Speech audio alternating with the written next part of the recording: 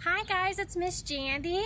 Today for craft, I'm going to be showing you how to make these really fun nature names. Let's get started. For this project, you're going to need some construction paper or cardstock, some crayons or markers, Elmer's glue, and a Ziploc bag. Step one is you're going to take your crayons and your paper and you're going to write your name in big capital letters.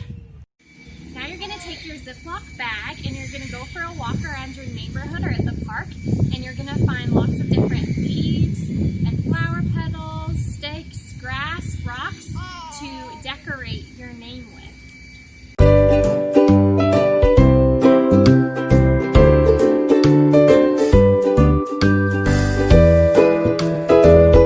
So now it's time to glue. You're going to take all of your treasures and you're going to glue them to your paper.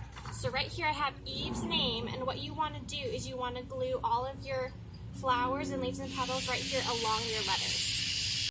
I found the easiest way to go about gluing is to just go and trace your name with your glue, and then all you have to do is find your different flowers and leaves and just stick them right on there, and they'll stick really good. So here's our finished nature names. We have Kate and Eve. Get outside and give it a try today.